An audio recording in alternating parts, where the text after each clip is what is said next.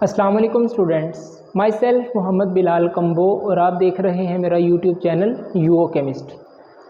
तो बच्चों, आज हम class 9th chapter number 1 fundamentals of chemistry का 6 वीडियो लेकर आए हैं, जिसमें हम कंपाउंड और मिक्सचर के बारे में पढ़ेंगे। कंपाउंड किसे कहते हैं, कंपाउंड की कौन कौन सी टाइप्स हैं, कंपाउंड को रिप्रेजेंट कैसे किया जाता है, मिक्सचर की क्या डेफिनेशन है, मिक्सचर की कौन कौन सी टाइप्स हैं। तो क्लास 9 के पॉइंट ऑफ व्यू से कंपाउंड और एलिमेंट की जितनी भी बेसिक डेफिनेशंस हैं, बेसिक कॉन्सेप्ट्स हैं, हम सारे यहाँ पर कवर करेंगे विद एग्जांपल। तो आइए स्टार्ट करते हैं कंपाउंड से। तो बेटा, कंपाउंड क्या है आपके पास?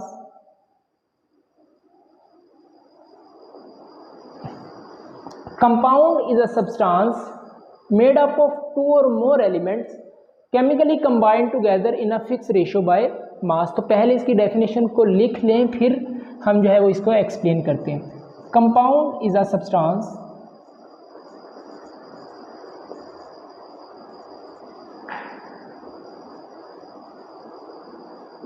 Made up of 2 or more elements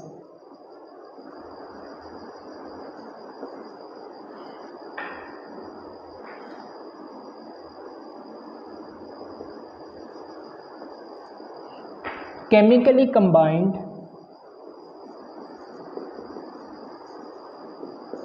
together in a fixed ratio by mass।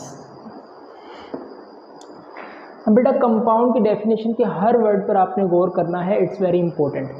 Compound के लिए जो आपने पहली बात याद रखनी है वो ये है कि compound is a substance.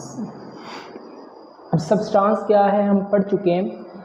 The pure form of matter is called substance. बेटा, अगर मैटर अपनी प्योर फॉर्म में है तो उसको हम क्या बोलते हैं? सब्सटेंस बोलते हैं। अब कंपाउंड के लिए पहला कॉन्सेप्ट तो हमारा ये कवर हुआ कि कंपाउंड मैटर की प्योर फॉर्म को बोलते हैं। Okay, so matter is a substance made up of 2 or more elements. इसका क्या मतलब है कि बेटा, जब भी 2 या 2 से ज़्यादा एलिमेंट्स आपस में मिलेंगे तो क्या बनेगा? कंपाउंड बनेगा। अब यहाँ पर पहला क्वेश्चन तो ये राइज होता है कि एलिमेंट्स की जो मिक्सिंग है वो फिजिकली है या केमिकली। तो आपकी डेफिनेशन ये कहती है made up of 2 or more elements chemically combined together. मतलब एलिमेंट के अंदर केमिकल रिएक्शन होगा, एलिमेंट्स केमिकल मिक्सअप होंगे और आपके पास क्या बनाएंगे? कंपाउंड बनाएंगे। सर समझ नहीं आई, ज़रा एग्जाम्पल के साथ इसको क्लियर करवा दें। ये देखिए बेटा, आपके पास ये मैं वाटर का केमिकल फॉर्मूला लिख रहा हूँ H2O।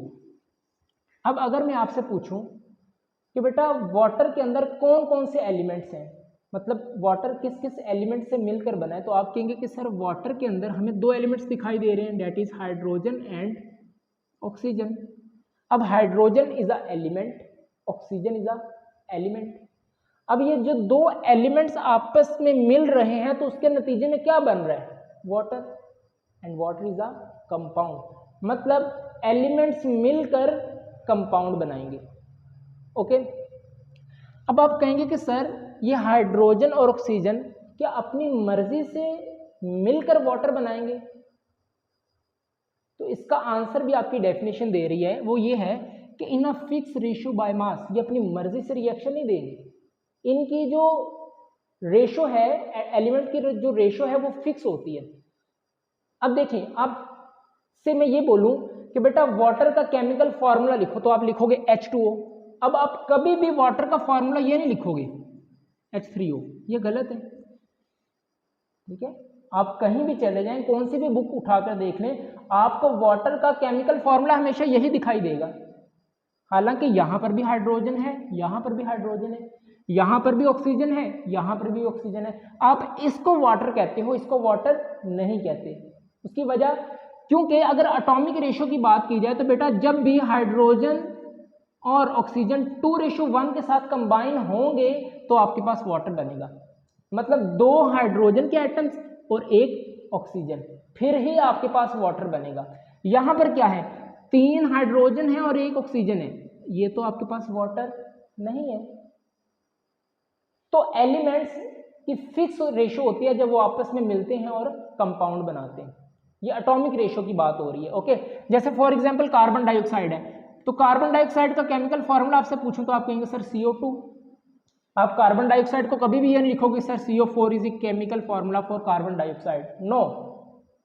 अब अगर इसमें एटॉमिक रेशो की बात की जाए तो कार्बन कितने हैं बेटा 1, ऑक्सीजन कितने हैं 2, यहां पर क्या है कार्बन 1 और ऑक्सीजन 4। तो आप इसको तो कार्बन डाइऑक्साइड नहीं कहते, कार्बन डाइऑक्साइड क्या है CO2। मतलब जब भी एक कार्बन और 2 ऑक्सीजन आपस में मिलेंगे तो कार्बन डाइऑक्साइड बनेगी। अच्छा, ये तो इनकी एटॉमिक रेशो थी। अगर इनकी मास रेशो की बात करें, क्योंकि आपकी डेफिनेशन क्या कह रही है, फिक्स रेशो बाय मास का वर्ड यूज हुआ है, मतलब इनके एटॉमिक मासेस। तो यहां पर देखिए हाइड्रोजन कितने हैं बेटा 2 हाइड्रोजन रेशो, एक आपके पास क्या है ऑक्सीजन है। ओके, अब हाइड्रोजन का जो एटॉमिक मास है that is 1 and atomic mass for oxygen is 16। अभी के लिए आप याद रख सकते हैं, इसी चैप्टर में हम एटॉमिक नंबर एटॉमिक मास को इन डिटेल डिस्कस करेंगे। ओके, तो अभी के लिए आप याद रख सकते हैं कि हाइड्रोजन का एटॉमिक मास 1 होता है और ऑक्सीजन का एटॉमिक मास 16 होता है। तो यहां पर पुट करें जरा, 2 हाइड्रोजन के एटम मतलब 1 रेशो ऑक्सीजन का एटॉमिक मास 16, 2 1 जा 2 रेशो 16 1 जा 16। इसको सिंप्लीफाई कर सकते हैं, 2 1 जा 2 2 8 जा 16, मतलब 1:8। जब भी हाइड्रोजन और ऑक्सीजन 1:8 एटॉमिक मास के साथ कंबाइन करेगा तब ही आपके पास वाटर बनेगा। अपनी मर्जी से ये ऐसा नहीं होगा कि हाइड्रोजन और ऑक्सीजन को आपने रिएक्ट करवा दिया और वाटर बन गया, नो। 1:8 के साथ हाइड्रोजन ऑक्सीजन मिलेगी तो आपके पास वाटर बनेगा। सिमिलरली अगर हम कार्बन डाइऑक्साइड का केस देखें तो बेटा कार्बन के कितने एटम हैं, एक ही है। ओके, रेशो ऑक्सीजन के कितने एटम्स हैं 2। अब कार्बन का एटॉमिक मास होता है बेटा 12, याद रख लें कार्बन का एटॉमिक मास 12 और ऑक्सीजन का हमने देखा 16। अब कार्बन का एटॉमिक मास 12 पुट कर दिया, ऑक्सीजन का एटॉमिक मास 16, इसको सिंप्लीफाई करें 12 रेशियो 16 2 जा 32, 2 के टेबल पे डिवाइड हो रहा है, करो 6 यहाँ पर 16, ये फर्दर 2 के टेबल पर डिवाइड हो रहा है, 2 3 जा 6 2 6 जा 12,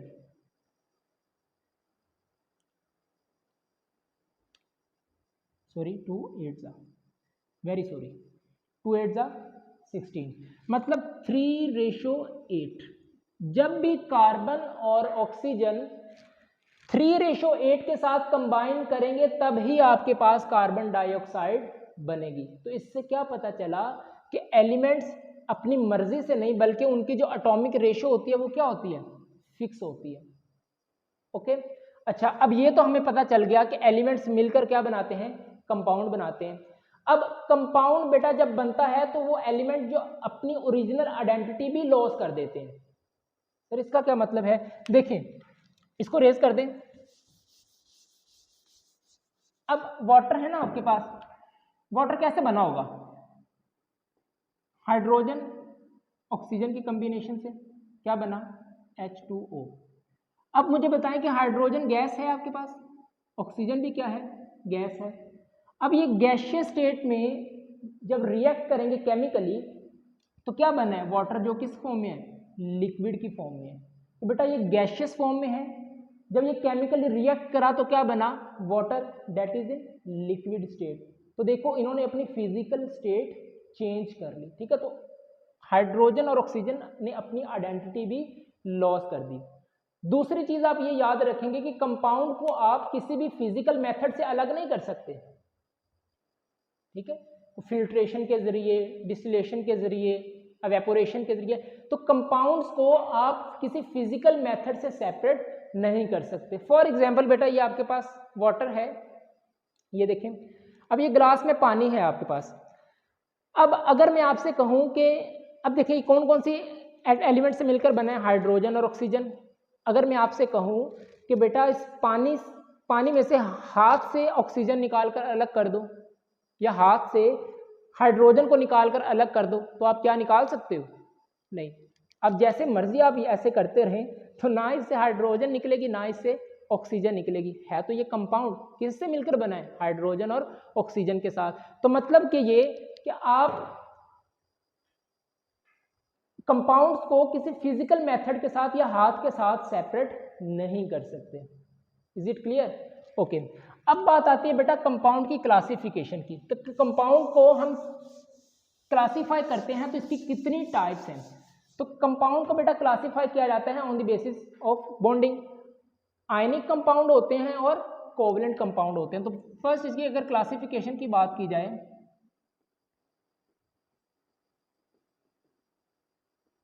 तो फर्स्ट आपके पास आते हैं आयनिक कंपाउंड।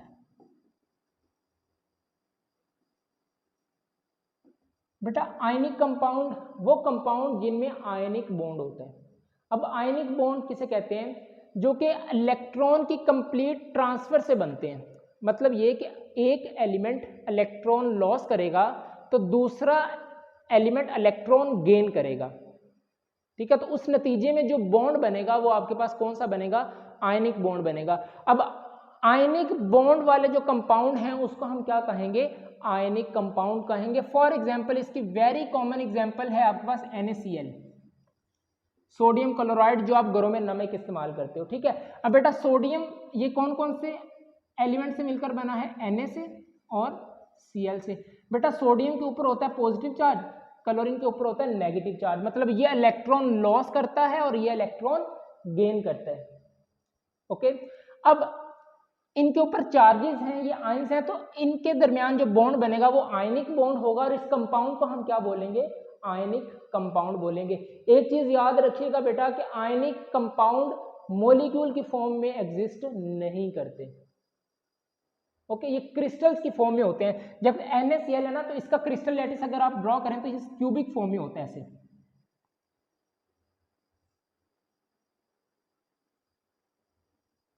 इस फॉर्म में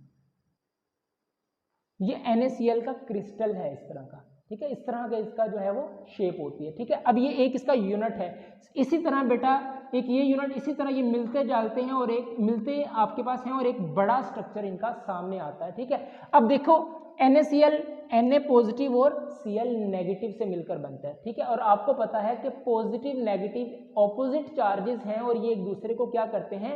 अट्रैक्ट करते हैं। ठीक है, अब अगर Na पॉजिटिव है ना बेटा तो इसको Cl नेगेटिव ने सराउंड किया होगा ऐसे। ठीक है, एक दूसरे पर ये क्या करते हैं? सराउंड करते हैं। मतलब पॉजिटिव नेगेटिव की क्या होती है?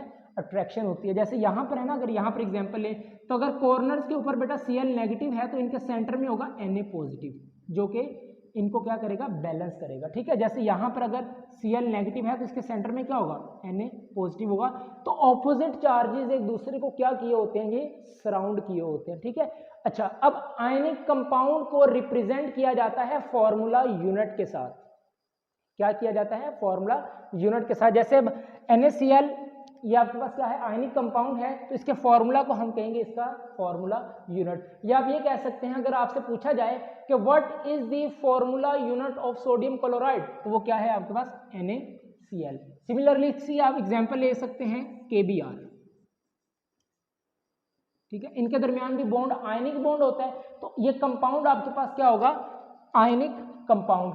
तो इसको रिप्रेजेंट कैसे किया जाता है? फॉर्मूला यूनिट के साथ। ठीक है, तो ionic compounds are represented by formula units. Okay, एक और एग्जांपल आप ले सकते हैं कॉपर सल्फेट।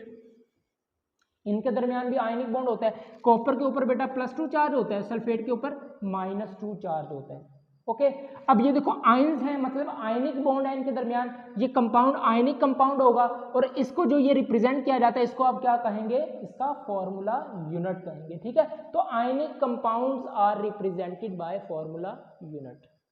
ठीक है, तो ये आपके पास आयनिक कंपाउंड थे। दूसरी जो टाइप्स है बेटा, दूसरी टाइप आपके पास है वो ये है कोवलेंट कंपाउंड। कोवलेंट कंपाउंड बेटा, कोवलेंट कंपाउंड वो होता है जिसमें कोवलेंट बॉन्ड होता है। ओके, मतलब शेयरिंग से बॉन्ड बनता है। जैसे अब कोई A एलिमेंट है, B एलिमेंट है। ठीक है, अब एक एलिमेंट, एक इलेक्ट्रॉन होगा ए का, एक इलेक्ट्रॉन होगा बी का, तो ये आपस में शेयर कर लेंगे, तो इसके नतीजे में जो बॉन्ड बनेगा वो आपके पास कौन सा बनेगा, कोवलेंट बॉन्ड। ठीक है, तो आप केमिस्ट्री में ionic bond, covalent bond chapter number 4 में इन डिटेल पढ़ेंगे, लेकिन अभी तक के लिए आप इतना समझ सकते हैं कि जो बॉन्ड शेयरिंग से बनता है वो कोवलेंट बॉन्ड होता है, और जो कंपाउंड बन जाता है उसको फिर हम क्या कहते हैं, कोवलेंट कंपाउंड कहते हैं। ठीक है बेटा, कोवलेंट कंपाउंड को रिप्रेजेंट किया जाता है मॉलिक्यूलर फॉर्मूला के साथ, और ये मॉलिक्यूल की फॉर्म में एग्जिस्ट करते हैं। इसके आप फॉर्मूला लिख सकते हैं जैसे H2O। ठीक है, अब ये वाटर का क्या है, ये आपके पास एक कोवलेंट कंपाउंड है, तो इसका मॉलिक्यूलर फॉर्मूला क्या है, H2O। ये क्या है आपके पास, वाटर। क्या molecular formula, molecular formula for water. Okay, तो कंपाउंड्स के बेटा मॉलिक्यूलर फॉर्मूला भी होते हैं, जैसे H2 किसके लिए है, वाटर के लिए। सल्फ्यूरिक एसिड की बात की जाए तो वो क्या होगा, H2SO4, ये भी एक आपका कोवलेंट कंपाउंड है। तो H2SO4 is the molecular formula for sulphuric acid, sulphuric acid. ठीक है, तो हमने कंपाउंड की क्लासिफिकेशन भी देखी। दो तरह के कंपाउंड होते हैं, आयनिक कंपाउंड और कोवलेंट कंपाउंड। ऐसे कंपाउंड जिसमें आयनिक बॉन्ड हो उसको हम आयनिक कंपाउंड कहते हैं, और ऐसे कंपाउंड जिसमें कोवलेंट बॉन्ड हो उसको हम कोवलेंट कंपाउंड कहते हैं। आयनिक कंपाउंड को रिप्रेजेंट किया जाता है फॉर्मूला यूनिट के साथ, और कोवलेंट कंपाउंड को रिप्रेजेंट किया जाता है मॉलिक्यूलर फॉर्मूला के साथ। ठीक है, आपकी बुक में बहुत सारे कंपाउंड्स दिए गए हैं और उसके केमिकल फॉर्मूलाज भी दिए गए हैं। ठीक है, जैसे वाटर के लिए हमने लिखा क्या है, H2O है आपके पास। सोडियम हाइड्रोक्साइड की बात की जाए तो उसके लिए जो केमिकल फॉर्मूला है that is NaOH। Okay, calcium oxide की बात की जाए तो CaO is the molecular formula of calcium oxide. ठीक है, कैल्शियम कार्बोनेट की बात की जाए तो CaCO3 is the chemical formula या molecular formula for calcium carbonate. Okay, अगर शुगर की बात की जाए, शुगर जो होती है आपके पास, तो उसके लिए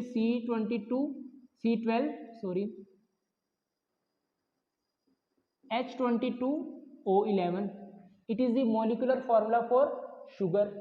अमोनिया की बात की जाए तो NH3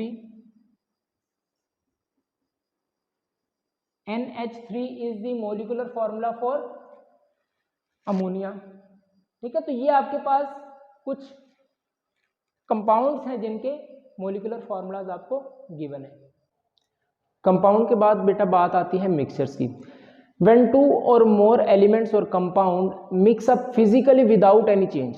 बेटा जब भी आप किसी दो एलिमेंट्स को या किसी दो कंपाउंड्स को फिजिकली मिक्सअप कर दें विदाउट एनी फिक्स रेशो, उनकी रेशो फिक्स नहीं होनी चाहिए, उसको आप क्या कहते हैं, मिक्सचर कहते हैं। फॉर एग्जांपल मिक्सचर बनाना बहुत आसान है। आप पानी के अंदर सॉल्ट को ऐड कर दें तो आपका मिक्सचर बन गया। पानी के अंदर आप शुगर को ऐड कर दें, सैंड और सॉइल को आपस में मिक्स कर दें, वाटर के अंदर आप ऑयल डाल दें, तो ये आपके पास क्या है, मिक्सचर्स हैं। ओके, अब मिक्सचर के अंदर एलिमेंट या कंपाउंड की रेशो फिक्स नहीं होती। अब इसका क्या मतलब है बेटा, आप एक गिलास पानी में अगर एक चम्मच भी सॉल्ट का ऐड करोगे तो फिर भी आपका मिक्सचर बन जाएगा, 2 चम्मच ऐड करोगे तो फिर भी आपका मिक्सचर बन जाएगा। आप एक जग पानी के अंदर 1 चम्मच सॉल्ट ऐड करो तो फिर भी आपका मिक्सचर बन जाएगा। तो मिक्सचर के लिए ये रिक्वायरमेंट नहीं है कि आपके पास कंपोजिशन आपकी फिक्स होनी चाहिए। तो इसकी आप डेफिनेशन देख सकते हैं, when 2 or more elements or compounds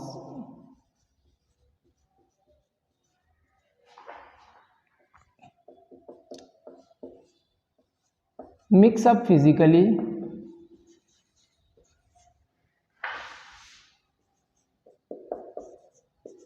without any fixed ratio,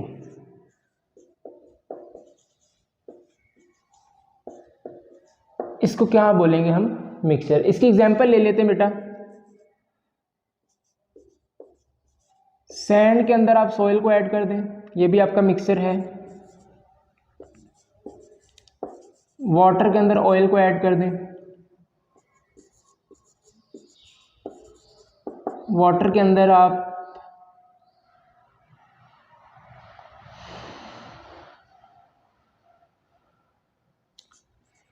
salt या शुगर को ऐड कर दें,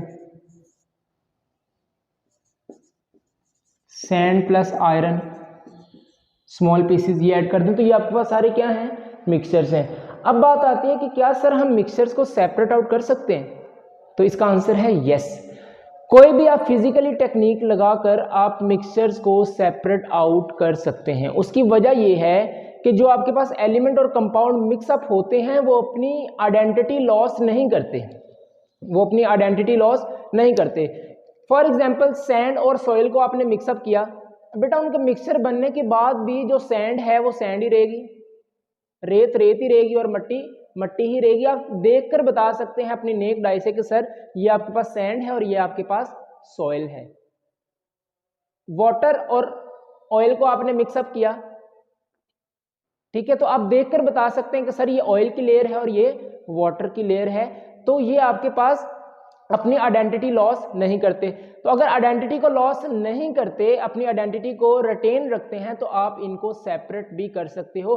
कोई भी आप फिजिकली टेक्निक लगा कर, फॉर एग्जांपल डिस्टिलेशन प्रोसेस लगा दें, फिल्ट्रेशन का प्रोसेस लगा दें, एवेपोरेशन प्रोसेस लगा दें, क्रिस्टलाइजेशन का प्रोसेस, या आप मैग्नेटाइजेशन का प्रोसेस लगाकर इनको सेपरेट आउट कर सकते हैं। वेरी कॉमन एग्जांपल, बेटा घरों में आप चाय बनाते हो, ओके, अब चाय जब बन जाती है तो आप जब उसको कप में डालने लगते हो तो उसको छन्नी के साथ पत्ती को अलग कर देते हो, ऐसा होता है ना। तो ये आप क्या करते हो कि दूध मतलब चाय और पत्ती का जो मिक्सचर है उसको आप सेपरेट कर रहे हो with the help of mesh, जाली की मदद से आप उसको सेपरेट आउट कर देते हो। तो ये क्या है, आपके पास फिल्ट्रेशन प्रोसेस है, ठीक है।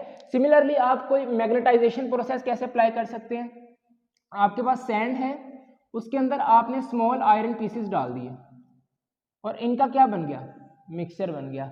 अब आप चाह रहे हो कि सर हम आयरन के पीसेस को सैंड से क्या अलग करना चाह रहे हैं, तो आप क्या करें कि एक मैग्नेट लें और इनके मिक्सचर के ऊपर उसको क्या करें, रिवॉल्व करवाना शुरू कर दें। अब सैंड जो है ये तो मैग्नेट के साथ अट्रैक्ट नहीं होगी, लेकिन मैग्नेट जैसे ही इनके पास आएगा तो जो आयरन है वो आयरन के पीसेस हैं वो मैग्नेट के साथ अट्रैक्शन शो करेंगे। तो उससे होगा क्या कि आयरन के पीसेस मैग्नेट के साथ चिपक जाएंगे और पीछे आपके पास क्या बच जाएगी, सैंड बच जाएगी, ठीक है। तो आपने इसको मैग्नेटाइजेशन प्रोसेस से क्या किया, सेपरेट आउट कर लिया। अब डिस्टिलेशन प्रोसेस से आप मिक्सचर्स को सेपरेट आउट कर सकते हैं।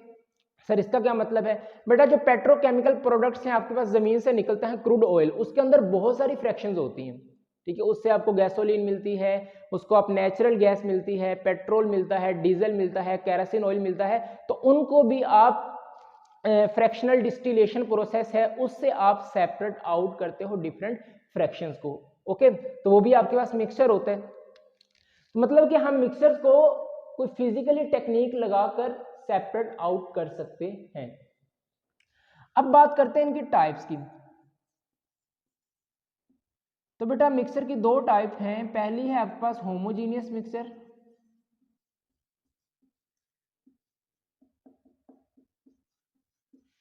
And second is heterogeneous mixture.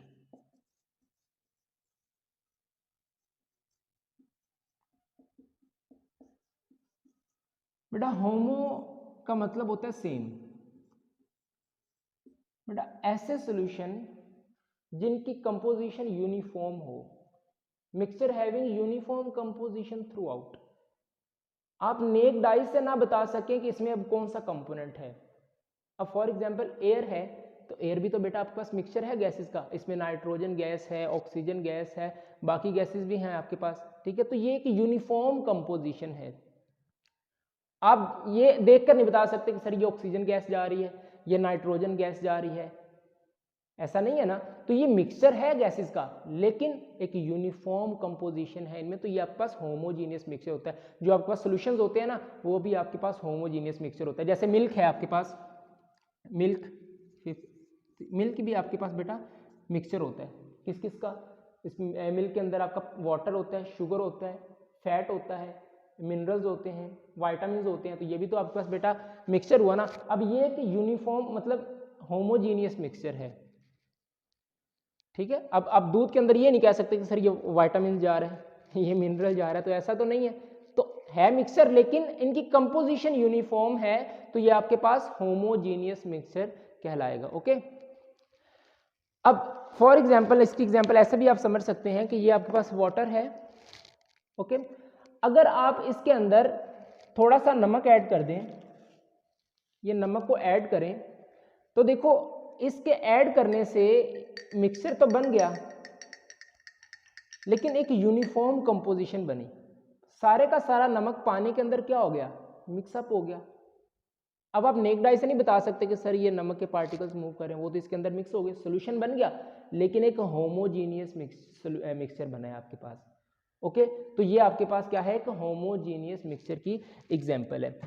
Next है बेटा आपके पास हेट्रोजीनियस मिक्सचर। हेट्रो का मतलब होता है डिफरेंट,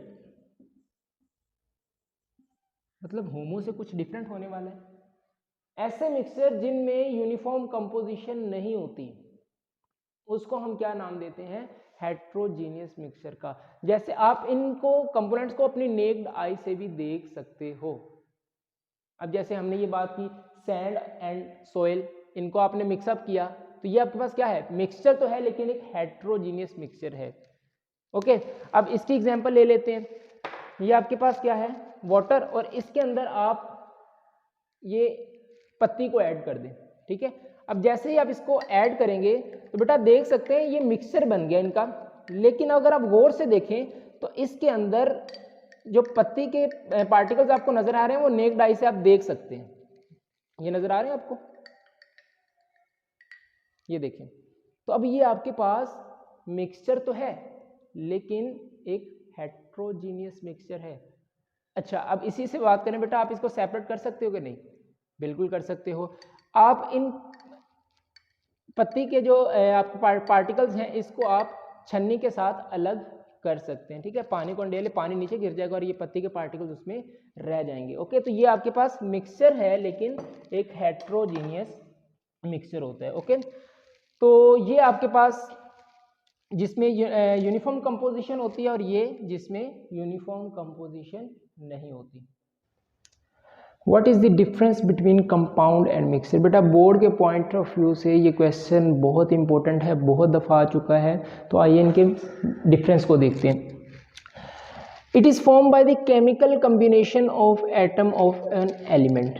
बेटा जो कंपाउंड है वो एलिमेंट्स के केमिकल कम्बिनेशन से बनता है, but on the other hand mixture is form by the simple mixing of substances. बेटा किसी भी सब्सटेंस को आप मिक्सअप कर दें तो आपका क्या बन जाता है, मिक्सचर बन जाता है। तो ये इनके दरमियान पहला डिफरेंस है। Second one is the constituent lost their identity and new substances form.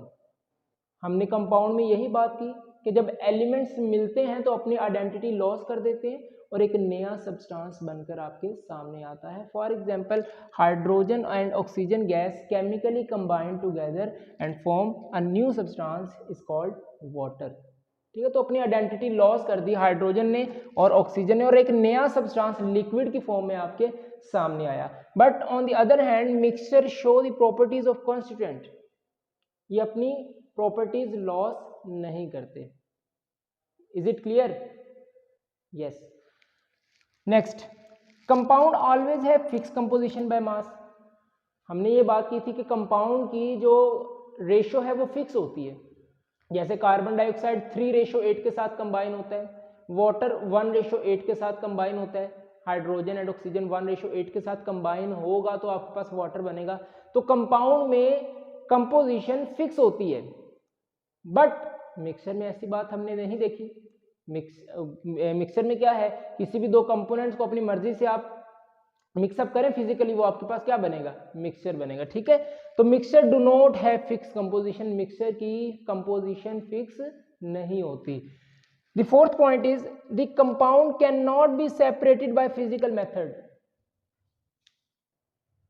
Compound के एलिमेंट्स को, कांस्टेंट को आप फिजिकली मेथड सेपरेट आउट नहीं कर सकते। आप वाटर में से हाइड्रोजन और ऑक्सीजन हाथ से अलग नहीं कर सकते। वाटर कंपाउंड है, तो अगर आपसे कोई कहे कि वाटर कि जो कंपोनेंट्स इसको अलग अलग कर दो, तो क्या आप हाथ से हाइड्रोजन और ऑक्सीजन अलग कर सकते हो? तो ऐसा तो पॉसिबल नहीं है। तो कंपाउंड को आप फिजिकल मेथड से सेपरेट नहीं कर सकते, बट मिक्सचर को आप can be separated by simple physical method. आप फिल्ट्रेशन, एवेपोरेशन, मैग्नेटाइजेशन, कोई भी टेक्निक अप्लाई करके सेपरेट कर सकते हैं।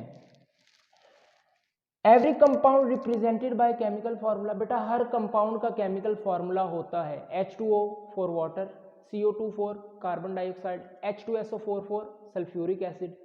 Okay, but mixture do not have any chemical formula. Mixture का कोई केमिकल फार्मूला नहीं होता। Next, every compound have homogeneous mixture. बेटा कंपाउंड की हमेशा होमोजीनियस मिक्सचर, होमोजीनियस कंपोजिशन होगी, बट मिक्सचर आपके होमोजीनियस भी हो सकते हैं और हेट्रोजीनियस भी हो सकते हैं। इसकी एग्जांपल अभी हमने देखी थी। The last point is compound have sharp and fix melting point, but mixture do not have sharp and fix melting point. Compound का मेल्टिंग पॉइंट और बॉइलिंग पॉइंट आपका फिक्स होता है। फॉर एग्जांपल वाटर आपका कंपाउंड है तो 100 degree centigrade पर जाकर बॉयल होगा। एथेनॉल आपके पास कंपाउंड है, 78 डिग्री पर जाकर बॉयल होगा। सोडियम क्लोराइड है, 801 डिग्री सेंटीग्रेड पर जाकर ये बॉयल होगा। तो मतलब कंपाउंड के लिए आप ये कह सकते हैं कि इनका मेल्टिंग पॉइंट और या बॉइलिंग पॉइंट आपके पास क्या होता है, शार्प होता है, फिक्स होता है। लेकिन मिक्सचर के केस में ऐसा नहीं होता, मिक्सचर का मेल्टिंग पॉइंट फिक्स नहीं होता। तो ये आपके पास बेटा कंपाउंड और मिक्सचर का डिफरेंस था, जिसको हमने कंपाउंड और मिक्सचर को अच्छे से एग्जाम्पल्स के साथ समझा। अगर किसी भी किस्म का प्रॉब्लम है, कोई चीज़ समझ नहीं आई, तो आप कमेंट्स में पूछ सकते हैं। मिलते हैं नेक्स्ट वीडियो में। अल्लाह हाफिज़।